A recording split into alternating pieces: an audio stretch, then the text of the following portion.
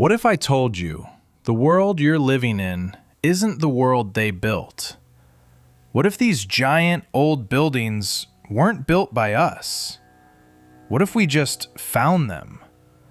And what if one empire was so powerful, so advanced, and so dangerous, they didn't defeat it, they erased it? That empire had a name, Tartaria. And once you see the clues, you can't unsee them. Expanded Part 1. The Empire They Don't Talk About. Open almost any world map from the 1500s, 1600s, or 1700s, and eventually you'll notice something strange. One name keeps appearing over and over again: Tartaria. Sometimes it says Great Tartary, sometimes Grande Tartari, sometimes Tartaria Magna. Different languages, different countries, different map makers, but the same name keeps showing up. And not as some tiny forgotten location either. This thing stretches across massive parts of the known world. Huge sections of Asia are labeled under one giant identity. That alone should raise questions, because historians today barely even mention Tartaria. Most people go their whole lives without hearing the name once. Yet old maps treated it like one of the largest regions on Earth. And the weird part is how confidently it was drawn. Borders were marked, trade routes were shown, cities were labeled, rivers, territories, regions, rulers. Some maps even showed military symbols and political divisions. That doesn't look like map makers guessing. That looks like map makers documenting something they believed was real. Mercator, Ortelius, Hondius, people whose maps shaped the way the world understood geography. So why would they all keep using the same name if Tartaria was meaningless? That's where the official explanation starts feeling weak. Modern historians usually claim Tartary was just a vague label Europeans used for unknown regions and nomadic tribes across Asia. But there's a problem with that explanation. Old documents didn't describe Tartaria like empty wilderness. They described it like a functioning civilization. And then there are the flags. That part really confuses people, because if Tartaria was just a loose geographic term, why were there Tartarian flags in old flag books?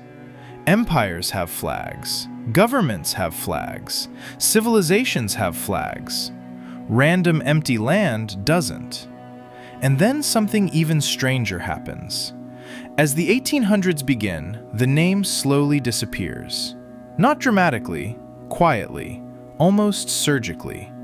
Maps begin changing, borders shift, new countries appear, and Tartaria starts fading out of existence. Within a relatively short period of time, one of the biggest names on historical maps becomes almost completely forgotten. No major Hollywood movies about it, no huge global discussions, no famous collapse like Rome, no legendary final war. It's just gone. And that silence is what makes people suspicious, because history usually remembers giant civilizations, especially ones covering enormous territory. Rome is remembered, the Ottomans are remembered, the Mongols are remembered, Egypt is remembered, but Tartaria? Almost erased. And once people notice that disappearance, they start seeing other strange patterns too, especially in architecture. Because around the same time Tartaria disappears from maps, the world suddenly becomes filled with giant new cities and impossible buildings.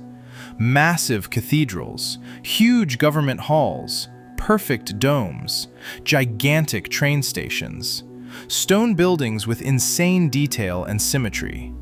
And according to official timelines, many of them were built incredibly fast. Too fast. That's where the theory begins connecting dots. Some researchers believe the old maps are showing traces of a lost civilization, a civilization that may have existed before the modern world fully emerged. a civilization whose technology, architecture, and infrastructure were inherited by later societies. Not built by them, inherited. That idea sounds insane at first, until you start looking at the evidence yourself. Because the deeper people dig into old photos, maps, and timelines, the harder it becomes to ignore the feeling that something about the story doesn't fully make sense. And maybe that's why Tartaria keeps pulling people in. Not because it's proven, but because it sits inside the cracks of official history. Like a missing puzzle piece nobody wants to talk about. And once you start seeing those cracks, you begin questioning everything else too. Part 2. The buildings don't match the people.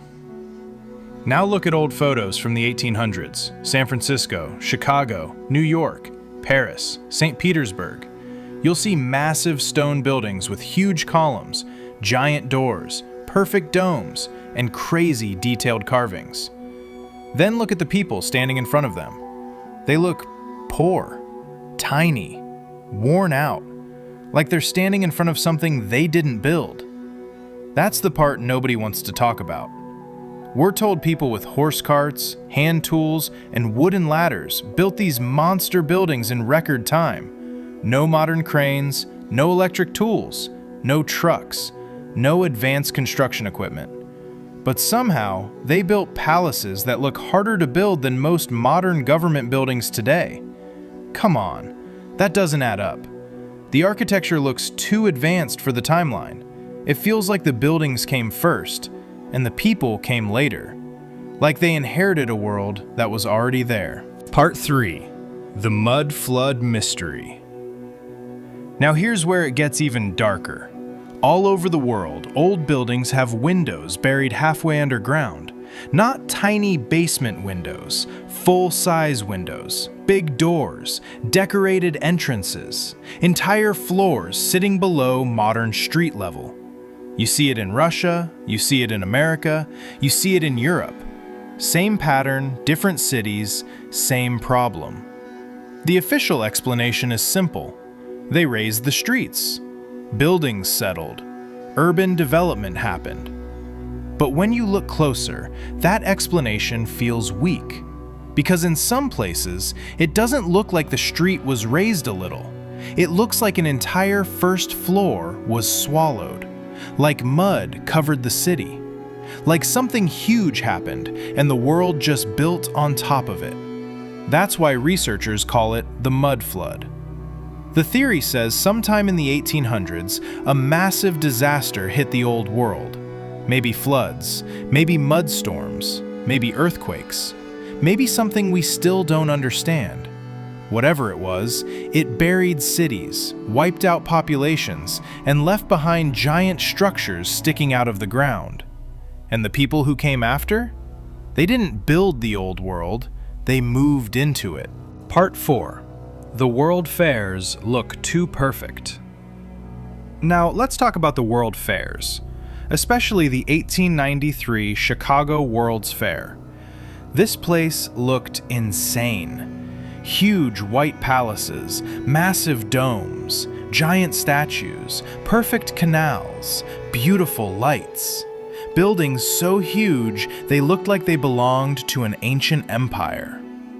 And the official story says they built all of it in about 2 years. 2 years, with 1800s technology. Then, after the fair ended, most of it was burned, demolished, or destroyed. That's wild. Why would anyone spend that much money, time, and effort building an entire fantasy city just to destroy it? Historians say the buildings were temporary. They say it was mostly plaster. But look at the photos.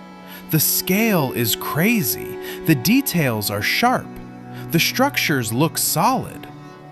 So here's the theory. What if they didn't build those cities for the fairs? What if those buildings were already there? What if the World Fairs were just a cover story? A way to show the public the old world for a short time, then erase it forever. Because if you want to delete an empire, you don't just burn the books, you destroy the buildings too. Part 5. Star Forts and Lost Energy. Now zoom out. Literally. Go on satellite maps and look up star forts. You'll find them everywhere. France, Netherlands, Russia, Japan, America. Perfect star-shaped structures built with insane geometric precision. The official story says they were military forts. And sure, maybe some were used for war, but the shape is strange. Too perfect, too mathematical, too similar to frequency patterns and energy diagrams. That's why some researchers believe star forts weren't just forts. They may have been part of an old energy system, a global grid, Tartarian antic tech. Old buildings had copper domes, metal spires, tall towers, iron rods.